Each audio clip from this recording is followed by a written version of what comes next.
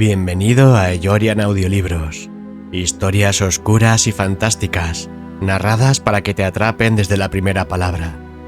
Apaga la luz y escucha.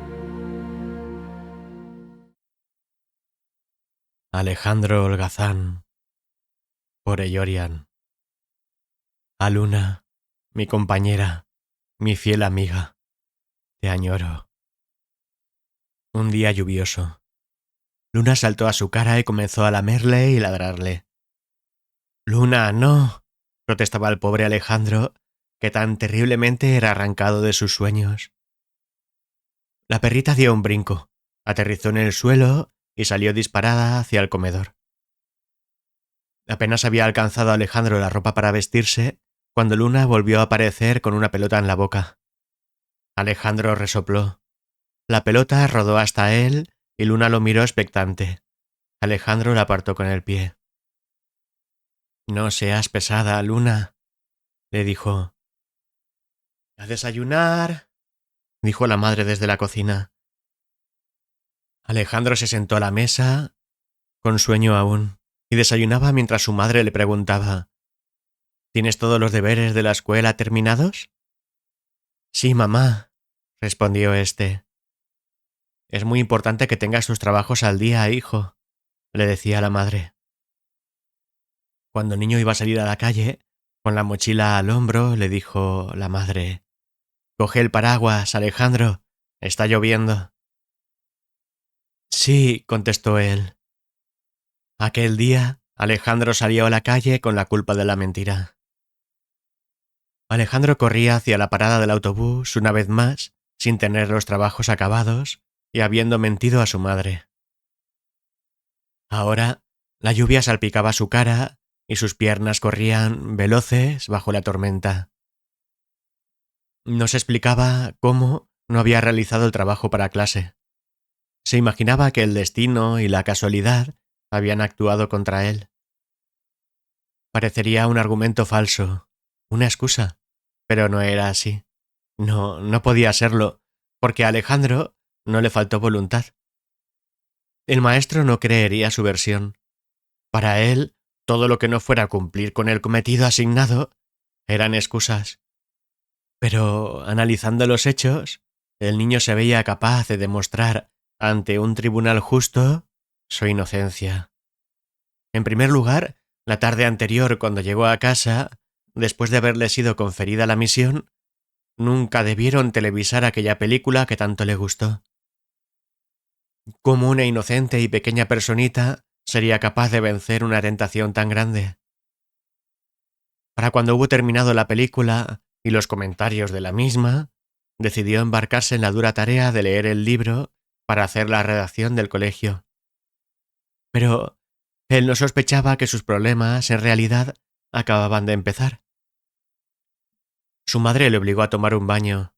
Sí, nada menos. Así que tuvo que enfrentarse en un duelo al enemigo de los niños, el agua y el jabón. Para colmo, la flota del capitán pirata había naufragado entre la brumosa espuma, y los supervivientes se arrojaron, literalmente, sobre una isla desierta, desde la que planeaban su rescate. El barco pirata se había hundido en el fondo del agua, y de haberlos abandonado, no habrían tenido esperanza de sobrevivir. Jamás un corazón bondadoso habría abandonado de esa manera a su suerte a tan heroicas criaturas que, por otro lado, dependían de él. No fue algo agradable, de eso estaba seguro, pues la tripulación no ganó la libertad hasta mucho después de haberse enfriado el agua. Cuando, sentado en su escritorio, se disponía a enfrentar al destino que hasta entonces había jugado con él, y con su buena voluntad, pensó que había ganado la partida y sonrió. Pero ocurrió que éste aún no había dicho la última palabra, y Alejandro se horrorizó al contemplar sus arrugadas manos. Así no se podía trabajar. Preocupado, meneó la cabeza y se fue a cenar, para que el transcurso de ese precioso tiempo devolviera la salud a sus moribundas manos. Es curioso cómo, cuando tenemos algo importante que hacer, el hambre atenaza más y hace comportarnos como lobos hambrientos. No por la velocidad a la que ingerimos, sino por la cantidad de alimentos que hasta entonces no considerábamos pudieran caber en nuestro interior, prolongando el momento hasta desesperar al mismo tiempo. Había mirado su abultado estómago, había proferido un bostezo y comenzaba a sentir en su espíritu luchador el cansancio que en él había provocado tan duro día, cuando, sin más pensamiento que el de dedicarse por entero al trabajo, se dirigió a su dormitorio. Extrajo el texto que debía leer de la mochila y preparó el bolígrafo y el papel que necesitaría para emprender el duro trabajo de resumirlo. Pero aún el destino no había terminado de reírse de él y le tenía preparada otra carta en la manga. El sueño, esa terrible enfermedad que acusamos todas las personas sensibles y laboriosas cuando acometemos la acción. El sueño era la última carta que jugaría aquella tarde el destino, y el sueño fue la última carta que se jugó. Así que finalmente se durmió, y ahora corría camino de la parada del autobús del colegio, dividido entre la culpa y la inocencia. Ahora la lluvia salpicaba su cara mientras sus pies se hundían en los charcos. Ahora corría y corría enfrentando el duro castigo que le esperaba. Sabía que no iría a la excursión, que se quedaría en clase, acabando el ejercicio, esperando a sus compañeros, que tanto iban a disfrutar. Pero también sabía que no era culpa suya, quizás solo en parte, y esperaba que algún compañero le acompañara en tan triste reclusión. La lluvia salpicaba su cara y sus pies llenos de barro finalmente le condujeron hasta la parada. Allí los mismos niños de siempre, grandes y pequeños, se rieron de él por no llevar paraguas. No he podido cogerlo porque he salido a toda prisa y no me ha dado tiempo. Mentía. ¿Sí? ¿No será porque cada vez que traes uno te vuelves sin él? ¿Y tu madre no te deja coger más?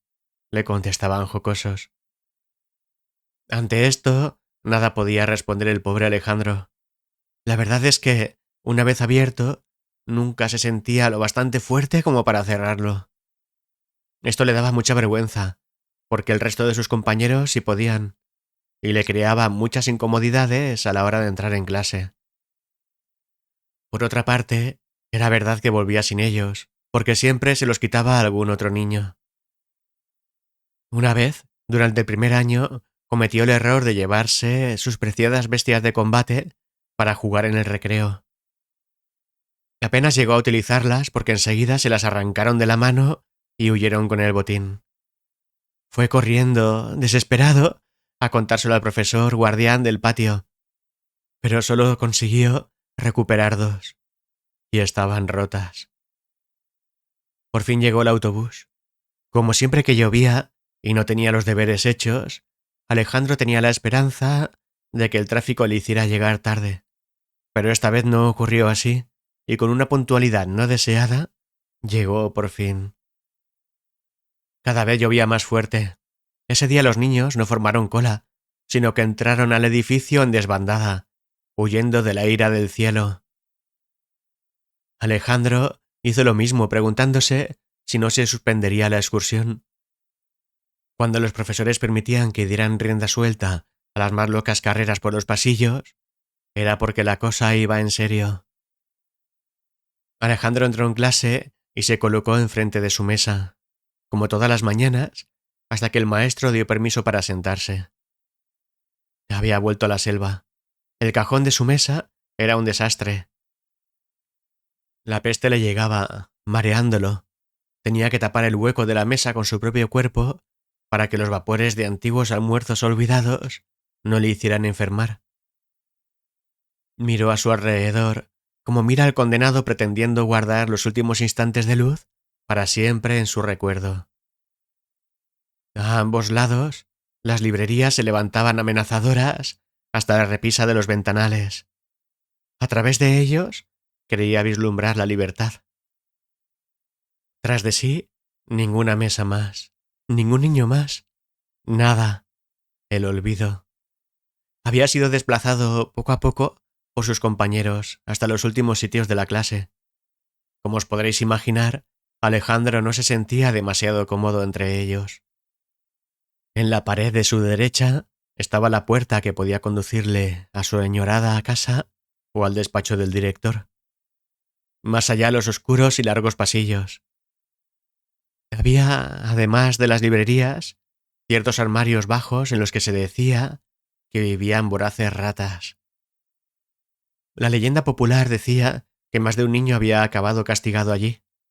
No acabar en ese armario era el deseo más grande de todos los niños de su clase.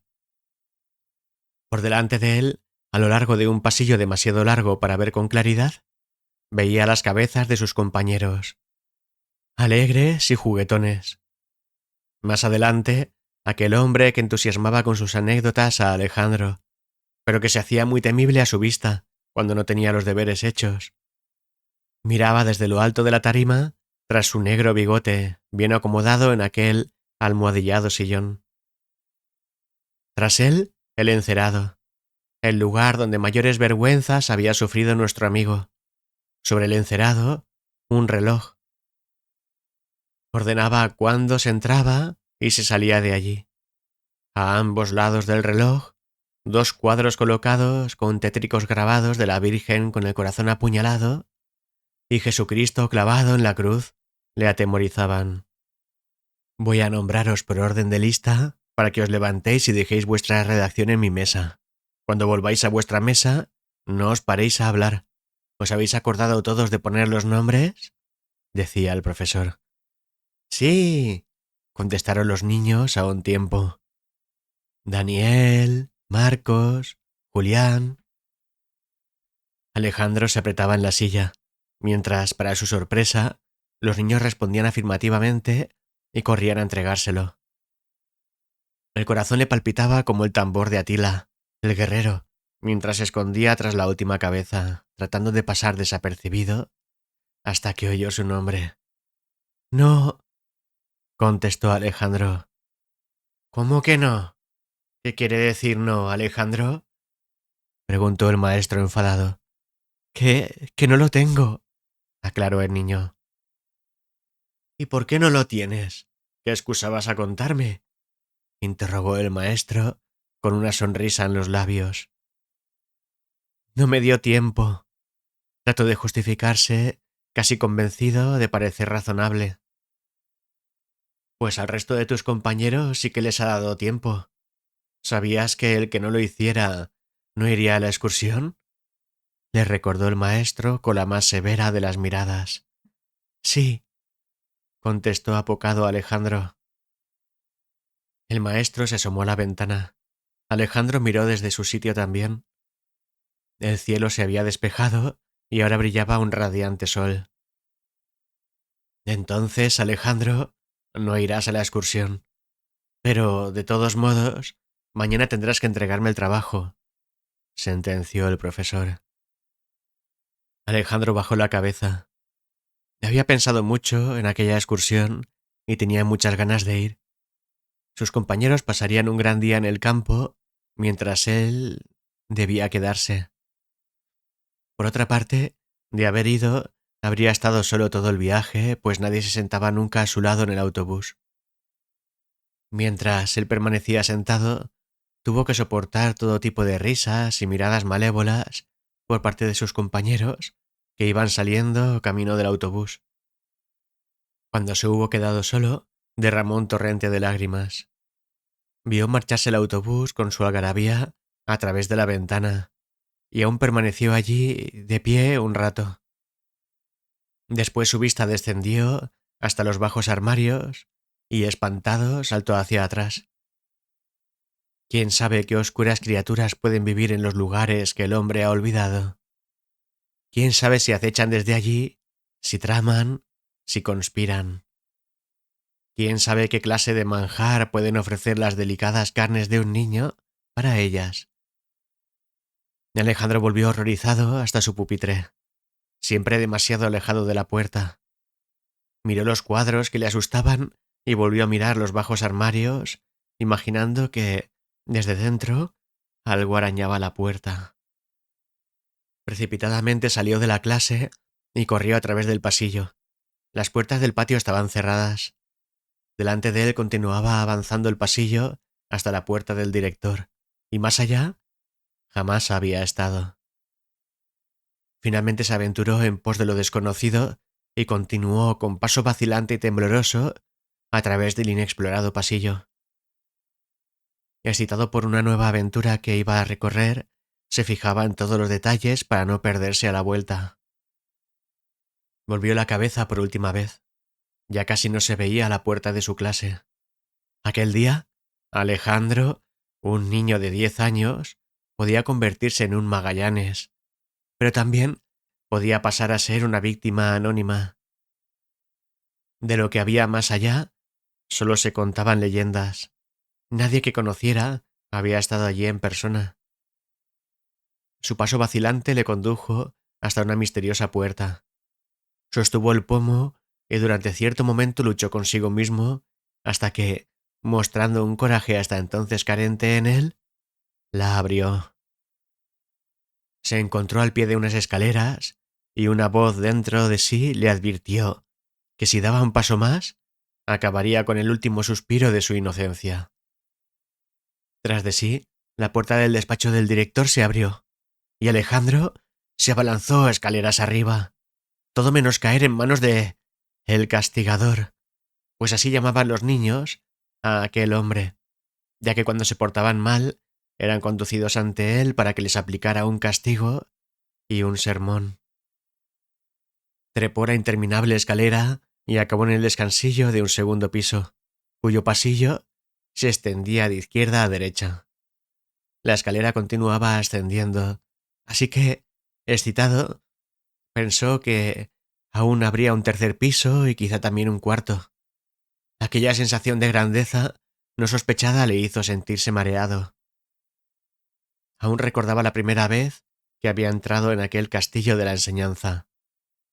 Un autobús desbordado de niños de todos los tamaños y edades le había dirigido hasta allí, mientras su tembloroso cuerpo luchaba por no verter lágrimas que tanto hacían reír a los más experimentados. El autobús entró por un gran portón de reja metálica y recorrió un largo pasillo hasta abrir sus puertas y saltar los tripulantes al abordaje del castillo, mientras al menos una decena de autobuses se dedicaban a realizar la misma operación. Confundido y atemorizado, descendió él también. Miró a su alrededor, perdido, y siguió la estela de niños que dirigía un anónimo profesor, pues era su única garantía de supervivencia. Recorrió tan largo camino que, desorientado, se confesó, jamás sería capaz de volver solo. Y en un momento dado, abandonó dicha cola y se sumó a otra estela más infantil, porque le hacía sentir más seguro.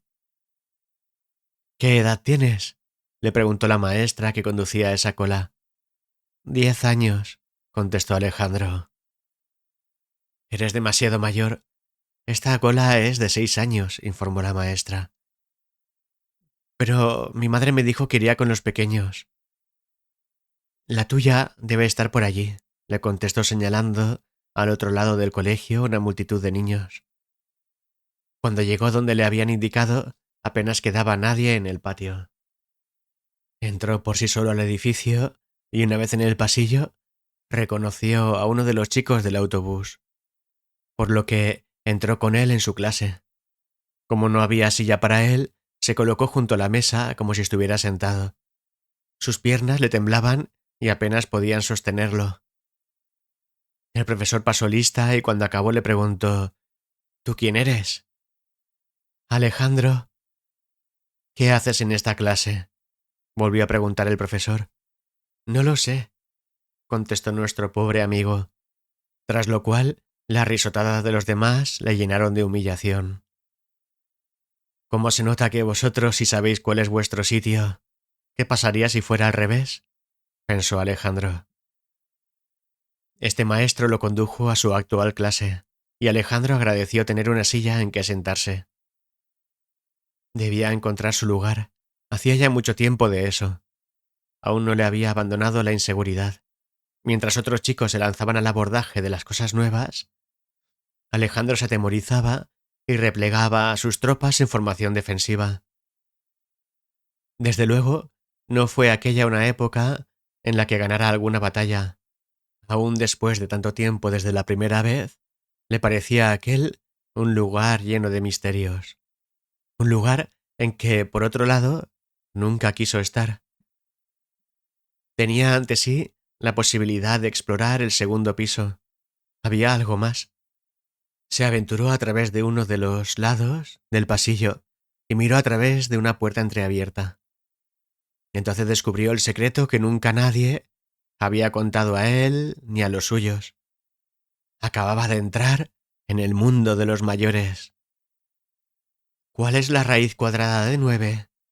Preguntaba el profesor a aquellos mayores. Los que le vieron se rieron de él, y antes de que su profesor asomara su curiosa cabeza, Alejandro ya había saltado como una liebre de nuevo escaleras abajo. Estaba muy decidido. Había descubierto más de lo que debía. Ahora entendía a qué era debido el ruido intermitente procedente del techo de su propia clase. ¿Y aquella pregunta del profesor desconocido? Había descubierto una parte de los misteriosos conocimientos elevados que algún día tendría que escuchar. ¿Cuál sería aquella asignatura en que ciencias naturales y matemáticas se unían en una sola materia? ¿Acaso sería latín? Un estremecimiento recorrió todo su cuerpo. Apenas se sentía capaz de dar una definición exacta de la palabra raíz, y desde luego no sabía el resultado de multiplicar 9 por 9. Finalmente, decidió que hay cosas que es preferible no conocer. Se asomó con cautela al pasillo de su propio piso, hasta que se aseguró de que el castigador no rondara los alrededores, y entonces cruzó rápidamente el corredor. Llegó finalmente a su clase y tras de sí cerró la puerta. Gracias por acompañarme en esta historia. ¿Quieres escucharla completa con música y efectos? Te espero en ellorian.es. Allí encontrarás también contenido exclusivo, las novelas para leer online, las bandas sonoras originales, tomas falsas, reflexiones y hasta psicofonías reales que capto mientras grabo. Nos vemos dentro.